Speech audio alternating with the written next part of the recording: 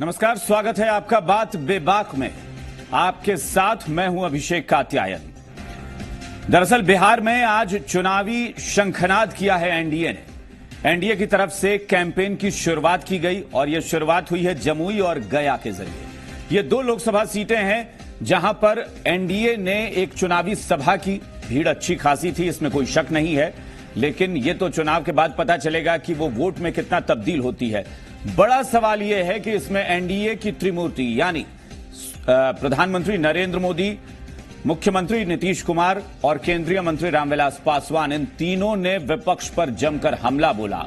न सिर्फ महागठबंधन को भ्रष्टाचार में लिप्त बताया, इसके अलावा उन्होंने यह भी कहा कि यह मौका परस्ती करने वालों का गठबंधन है, बेमेल गठजोड़ है जो सिर्फ इसलिए आया है कि चौकीदार को कैसे भी हटाया जा सके।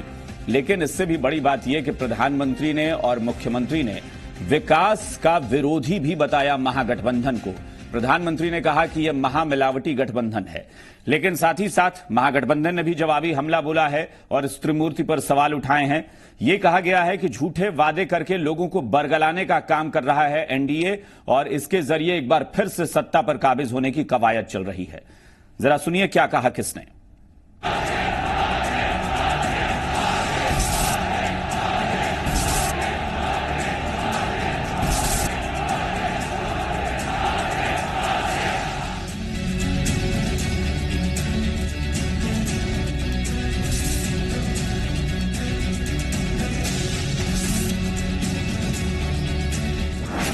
सियासत का सुपरहिट मंगलवार। एक बुजुर्ग मंत्री यहाँ से विदाई लेना चाहता हूँ। 5 साल नहीं 50 साल का आप लोगों से जुड़ना चाहता हूँ। एनडीए महागठबंधन का पॉलिटिकल वॉर। 20 का बदला 40 पाकिस्तानियों को मार कर लेने का काम किया था और आपने हम लोगों को काम करने का अवसर दिया। हम तो आप सबकी सेवा करते रहते हैं। न्याय के साथ विकास हमारा लक्ष्य है, समाज के हर तबके का विकास। सत्ता के साधकों का प्रचार वॉर। आज पूरे दुनिया में भारत के विकास का डंका बज रहा है। मगध की भूमि पर त्रिशक्ति संचार।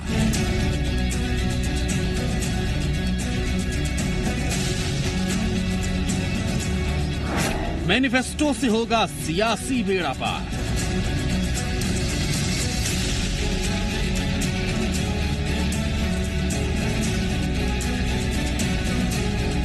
I understand that the Congress party has a lot of expertise, but this manifesto should reflect the wishes of the people of India. जनशक्ति की भक्ति से सत्ता सिद्धि का त्योहार। इन लोगों द्वारा फैलाए जा रहे अफवाह का मुंह तोड़ जवाब दे। मोदी जी क्या, कोई भी आपके आरक्षण का हाथ नहीं लगा सकता। तो एक तरफ कांग्रेस ने अपना मैनिफेस्टो जारी किया और वहीं उसी दौरान बिहार में 2 लोकसभा सीटों पर गया में और जमुई में एनडीए ने एक बड़ी रैली की। वहां पर रैली में भीड़ जो जुटी उससे काफी उत्साहित थे नेता और उन्होंने विपक्ष पर जमकर हमला बोला। खैर, इसका क्या असर पड़ेगा? क्या चुनावी माहौल अब पूरी तरह तैयार हो चुका है? दूसरी तरफ जिन मुद्दों को एनडीए ने उठाया है वो मुद्दे जो हैं वो कितने असरदार साबित होंगे, ये भी एक बड़ा सवाल है। हमारे साथ जो मेहमान जुड़े हैं उनसे आपका परिचय कराते हैं। हमारे साथ बीजेपी की तरफ से नवल किशोर यादव जी जुड़े हैं, जो कि हमारे साथ इस वक्त शामिल हुए हैं। वो एमएलसी हैं और साथ ही साथ वो पार्टी का पक्ष रखेंगे, लेकिन पूरे एनडीए का भी वो बताएंगे कि क्या चल रहा है। डॉक्टर सुनील कुमार हमारे जेडीयू प्रवक्ता है, वो हमारे साथ जुड़े हुए हैं, वो भी अपनी पार्टी का पक्ष रखेंगे, एनडीए की तरफ से प्रतिनिधि हैं। अमित कुमार टुन्ना जी हैं, कांग्रेस विधायक, वो हमारे साथ जुड़े हैं, कांग्रेस का पक्ष रखेंगे। माधव आनंद जी भी हमारे साथ जुड़े हैं, राष्ट्रीय लोक समता पार्टी के राष्ट्रीय प्रवक्ता और महासचिव। ये दोनों महागठबंधन की तरफ से अपनी बात रखेंगे। आप सभी मेहमानों का स्वागत है। सबसे पहले हम बात करेंगे नवल किशोर यादव जी से। नवल किशोर जी, कितने उत्साहित हैं, कितने आशान्वित हैं इस 2 सभा के बाद? ये जो 2 सभाएं हुई हैं, आपको क्या लगता है जितनी उम्मीद आपकी थी उसमें खरा उतर रही हैं ये दोनों सभाएं? जितनी उम्मीद थी उससे अधिक समर्थन इस सभा में मिला है और यह सभा ने स्पष्ट किया कि जो देश के 2 धारे हैं जी, एक परिवार के जमात चलाने वाला धारा और एक देश को सुरक्षित और संरक्षित रखने वाला धारा। वह बताया कि ये परिवारवाद और जो वंशवाद चलाने वाले लोग, घोटाला करने वाले लोग एक जमात बना के इस देश के काम करने वाले प्रधानमंत्री के खिलाफ वो लड़के सत्ता में स्थापित होना चाहते हैं। और दूसरे तरफ एनडीए गठबंधन है जो देश के जन समस्याओं के साथ जूझते हुए, चाहे वो गांव का हो, गरीब का हो, किसान का हो, मजदूर का हो, व्यवसायी का हो, सबको एक समयक रूप से एक कतारबद्ध तरीके से जो देश को आगे बढ़ाना है, उसके लिए यह देश के सम्मान और स्वाभिमान का मामला है। इस पर जनता बहुत टूट पड़ती है और आज के सभा यह बता रहा है और यह कह रहा है कि नरेंद्र मोदी जी, नीतीश जी, बिहार में आपको चिंता करने की जरूरत नहीं है, आप जहां थे। अच्छा नवल जी, एक बात बताइएगा। नवल जी, एक होता है कि विरोधियों पर वार करके चुनाव प्रचार करना, एक होता है अपने काम के बारे में बताकर प्रचार करना। क्या विरोधियों पर वार करना अब जरूरी हो गया है? क्योंकि आज जो अंदाज दिखा है, प्रधानमंत्री भी कर रहे हैं, मुख्यमंत्री को भी आक्रामक बहुत कम देखा गया, लेकिन आज उन्होंने विपक्ष को जमकर लताड़ने की कोशिश की। तो क्या यह जरूरी हो गया है? क्या दोनों चीज जरूरी है। एक, जो प्रतिपक्ष ने लंबे समय तक जो महागठबंधन के नाम पर 60 साल तक इस देश के आजादी से लेकर आज तक शासन किया, वो अपना मैनिफेस्टो जारी करते हैं और आज ये कहते हैं रामन के तरह, रामन को भी जब मौत का समय आया था तो कहा हम स्वर्ग में सीढ़ी लगाएंगे, बाप के सामने बेटा का मौत नहीं होगा।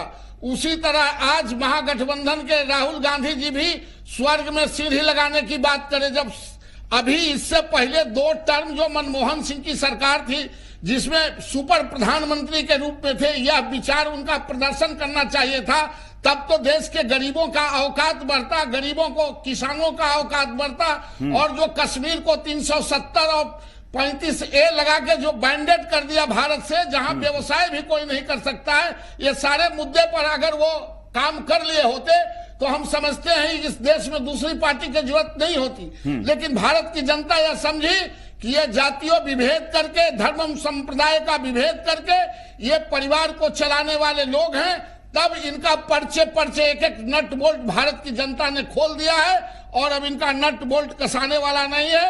आप निश्चिंत रहें और भारत की जनता और बिहार की जनता भी निश्चिंत है। बहुत बढ़िया। 40 सीट नरेंद्र मोदी। माधव आनंद जी, जरा बताइएगा, मुख्यमंत्री ने भी आज बहुत जोरदार हमला बोला, प्रधानमंत्री ने जोरदार हमला बोला, उन्होंने महामिलावटी गठबंधन बताया। मुख्यमंत्री से बार बार आप लोग ये सवाल पूछ रहे थे कि प्रदेश की सरकार बताए कि केंद्र से कितना मिला। आज मुख्यमंत्री ने कह दिया कि मुझे कहने में कोई गुरेज नहीं है कि सिर्फ सड़क निर्माण के ही क्षेत्र में 50,000 करोड़ रुपए केंद्र से हमें मिल गए। तो इससे पता चलता है कि अगर सिर्फ सड़क के लिए 50,000 करोड़, तो बाकी प्रोजेक्ट के लिए तो और भी मिले हैं। तो क्या अब भी यह शिकायत है क्या विपक्ष की? और क्या नहीं लगता है कि एनडीए फिर इसमें 20 पड़ जाएगा आपके आगे? निश्चित रूप से जो महागठबंधन की जो वर्तमान स्थिति है, निश्चित रूप से हम लोग बहुत मजबूत हैं। इन लोगों के पास कहने के लिए कुछ है ही नहीं। अगर आज बिहार में माननीय प्रधानमंत्री जी रैली करते हैं तो बिहार के संदर्भ में मैं बात करना चाहता हूं। मैं आपसे पूछना चाहता हूं, तमाम पैनलिस्ट से पूछना चाहता हूं कि नीतीश जी लगभग 15 साल से, नीतीश कुमार जी मुख्यमंत्री पे कुर्सी पे बैठे हुए हैं और माननीय प्रधानमंत्री अगर विपक्ष पे हमला बोल रहे हैं, उनको अगर बताना चाहिए था तो अपनी उपलब्धि को बताना चाहिए था। 5 साल में कितने रोजगार आपने बिहार में सृजन किया? 5 साल में आप कितने निवेश लाने का यहां काम किया? एक भी कल कारखाना अगर लगा हो बिहार में तो आप बताने का काम करते कि आपने जो कहा था आपने करके दिखाया। आज बिहार में कितने अनगिनत समस्याएं हैं। मैं किस समस्या की बात करूं? किसानों की समस्या की बात करूं कि युवाओं की समस्या की बात करूं? सिर्फ रोड बनाने से युवाओं को रोजगार नहीं मिल सकता। लेकिन माधव जी युवा भाई गुजरात में जाते हैं तो उनको मार के भगाने का काम किया माधव जी, ये बात जो आप अभी कह रहे हैं, यही बात अगर बाहर प्रधानमंत्री कहे थे मोतिहारी में, यही बात महागठबंधन के मंच से क्यों नहीं कह रहे सब? प्रधानमंत्री जी का वादा। माधव जी, जो बात अभी आप कह रहे हैं, वहां तो कांग्रेस घोषणा पत्र में आफ्सपा हटाने की बात करती है। कांग्रेस उन लोगों से हाथ मिला रही है जो 2 प्रधानमंत्री की देश में बात कर रहे हैं। हिंदू आतंकवाद, ये सब शब्द जब आते हैं तो आप खुद उसको मौका दे रहे हैं सत्ता पक्ष को आप पर हमला करने का। अरे आप भी डेवलपमेंट के मुद्दे पर जाइए चुनाव मैदान में। अरे मैं डेवलपमेंट के मुद्दे पे मैं युवा हूं, मैं जाति पाति धर्म की राजनीति नहीं करता हूं, मैं विकास की बात करता हूं। अगर जनता मुझे मौका देती है मैं दिखाता हूं। और एक मुख्यमंत्री चाह ले 15 साल तो लंबा वक्त होता है, 5 साल में पूरे राज्य का संपूर्ण विकास किया जा सकता है। आज हम लोग को बिहारी के नाम पे बुलाया जाता है, किस तरह हम लोग को भेदभाव किया जाता है हम लोग नहीं जानते हैं। गुजरात में जाते हैं, महाराष्ट्र में जाते हैं, हर जगह हम लोग को प्रताड़ित करने का काम किया जाता है। अरे आप नीतीश कुमार, आप डेवलपमेंट मॉडल की बात करते हैं, किस डेवलपमेंट मॉडल की बात करते हैं? मैं भी पीड़ित हूं, मैं भी युवा हूं, आज रोजगार नहीं मिला, 18 साल दिल्ली में बैठने का काम किया हूं। अगर उद्योग कल कारखाने आप यहां लगा दिए रहते तो मैं भी आज बिहार में बैठा रहता। आपने जनता को ठगने का काम किया है और बिहार की जनता, आपको लगता है कि जनता इसका जवाब देगी? निश्चित रूप से उखाड़ फेंकने का काम करेगी केंद्र की सरकार को और बिहार की सरकार को। युवा का दिल कह रहा है और मेरा डॉक्टर सुनील कुमार, ठीक है डॉक्टर सुनील कुमार, एक बात बताइएगा कि ये जो मुद्दे उठाए जा रहे हैं कि रोजगार के मुद्दे पर कोई कुछ नहीं बोल रहा है, डेवलपमेंट पे बात नहीं हो रही है, औद्योगिकीकरण पे बात नहीं हो रही है, ऐसा है क्या? अभिषेक जी, हमारे साथी ठीक से भाषण को सुनते नहीं है क्योंकि पूर्वाग्रह से ग्रसित होते हैं और राजनीतिक बरबोलापन के शिकार रहते हैं। जितने बातें इन्होंने गिनाई तो क्या कि भाई कुछ उपलब्धि नहीं बताई गई, इन्हें यह पता नहीं भाषण कंटेंट कि माननीय नीतीश कुमार जी ने केवल सरकार की उपलब्धि बताई और उसमें केंद्र सरकार का पार्टिसिपेशन और केंद्र सरकार का सहयोग बताया। उन्होंने बताया कि कैसे शौचालय 2 अक्टूबर तक पूरे बन जाएंगे, अभी करीब करीब पूरे बन चुके हैं। सड़क पुल पुलियों का जाल अगर आप देख लें हर जगह, गांव से लेकर शहर तक।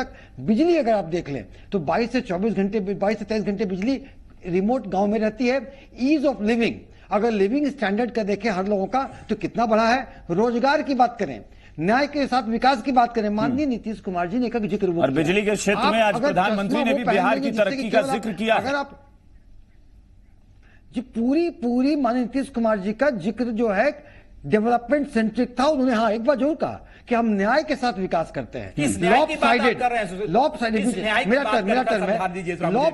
विकास नहीं करते। न्याय के साथ विकास का मतलब कि समाज के अंतिम पंक्ति। अच्छा, लेकिन डॉक्टर सुनील एक बात बताइएगा, मुख्यमंत्री आज बहुत अटैकिंग भी दिखे, क्या क्यों? वाकई क्योंकि उन्होंने यह भी कहा है कि अब बिहार में लालटेन की जरूरत ही नहीं रह गई है, उसे अब खत्म होना ही होगा। देखिए, लालटेन शब्द का अर्थ तो बिजली के मामले से था ही, इसका मेटाफोरिकल यूज भी है कि बिहार को सच में लालटेन युग की जरूरत नहीं है। और लालटेन वाले लोगों के समय में जो स्थिति शिक्षा, स्वास्थ्य, सड़क, बिजली और कानून का राज के लिए जो कानून व्यवस्था की थी कि उनको जंगल राज का संज्ञा मिला था। अच्छा। लालटेन युग को तो हम दोबारा देखना आम बिहारी नहीं चाहता है। चलिए माधव जी को जवाब दे रहे हैं, माधव जी कुछ कहना चाह रहे हैं, 1 मिनट सुन लेते हैं। जी माधव जी। डॉक्टर सुनील जी मेरे अच्छे मित्र हैं, मैं बड़ा सम्मान करता हूं क्योंकि हम लोग बैठते रहते हैं। ये बता दें, इन्होंने शिक्षा की बात की, यही नीति आयोग का रिपोर्ट जिसके चेयरमैन माननीय प्रधानमंत्री जी हैं, नीति आयोग की रिपोर्ट में कह रहा है कि आपने बिहार की शिक्षा व्यवस्था को खत्म करने का काम किया है। यही वर्ल्ड बैंक का रिपोर्ट बताता है कि बिहार की शिक्षा व्यवस्था है जो मलावी जैसे कंट्री से भी बदतर स्थिति में आपने पहुंचा दिया। ठीक है सुनील जी, इसका जवाब दीजिए छोटा संक्षेप में। माधव जी संक्षेप में, बिल्कुल सुनील जी।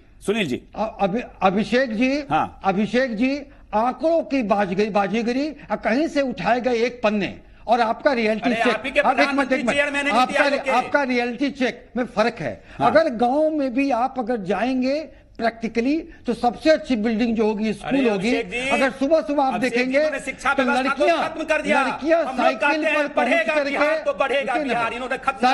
साइकिल पहुंच कर नहीं चाहते हैं यहाँ की जनता पढ़े। जनता केंद्र सरकार के कुछ लोग आप अगर गांव में देखेंगे तो जिस मकान से कोलाहल आता रहेगा वो स्कूल होगा। बिहार के बच्चे पढ़ेंगे, आप देखेंगे लड़कियां 15 साल तक बालिका साइकिल योजना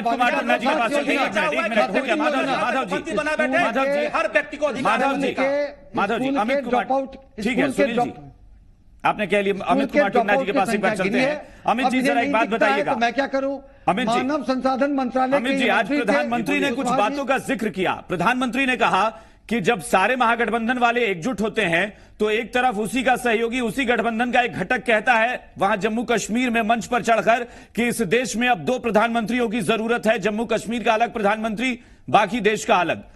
महागठबंधन के जब सबसे बड़ी पार्टी है कांग्रेस, वो खड़ी होती है, वो कहती है कि हम जम्मू कश्मीर में आफ्स्पा हटाएंगे, सेना का वहां पर जो भी दबदबा है उसे कम करेंगे। इसी महागठबंधन के लोग जो होते हैं वो आतंकवाद के लिए हिंदू आतंकवाद शब्द का प्रयोग पहले कर चुके हैं।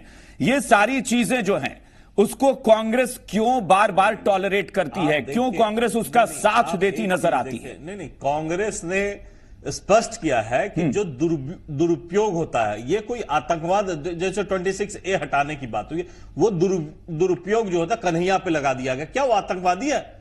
ये युवाओं को भटकाए नहीं कोई सरकार, इसलिए कहें। और कहीं भी कांग्रेस ये नहीं कहती कि आतंकवाद के साथ कांग्रेस के समय में जितना कंट्रोल था आज कहां है। लेकिन देश के टुकड़े करने की बात जो भी करेगा वो तो फिर देश का देशद्रोही ही होगा।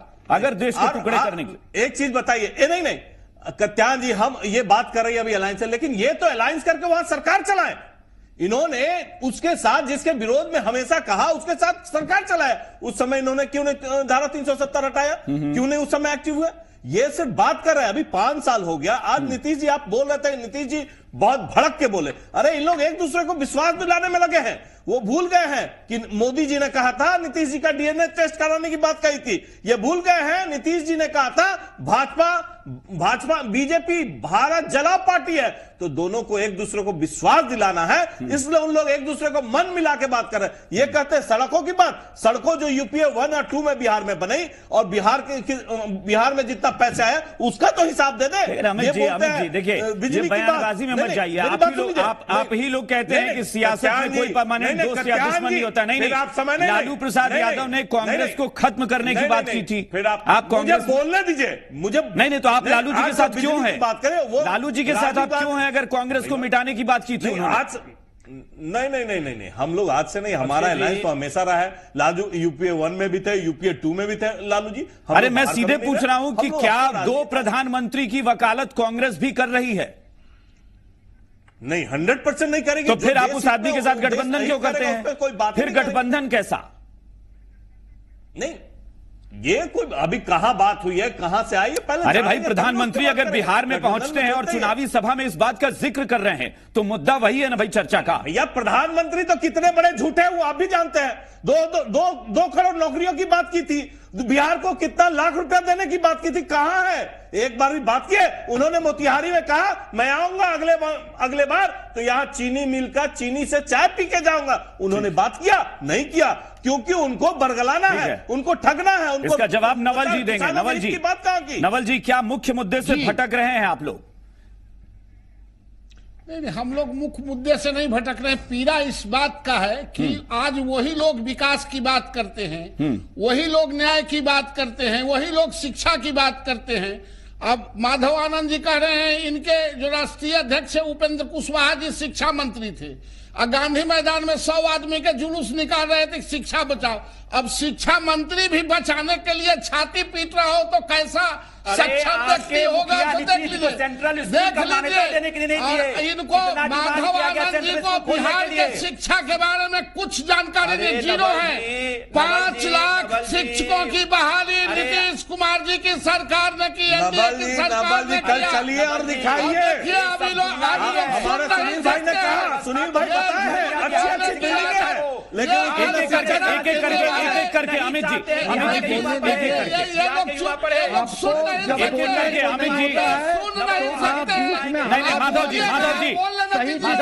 अमित जी प्लीज एक करके। माधव जी आपके पास इसके बाद आएंगे। उधर बोल अमित जी 1 मिनट। तो मैं टोका टोकी नहीं कर रहा था। जी नवल जी आप अपनी बात यह पूछना चाहता हूँ हाँ। कि जब उपेंद्र कुशवाहा जी भारत सरकार में मंत्री थे तब भी छाती पीट रहे, तब किससे कह रहे थे वो क्यों नहीं शिक्षा को दुरुस्त किया? मैं यह पूछना चाहता हूँ माधव आनंद जी से। आप पहले सुन लीजिए।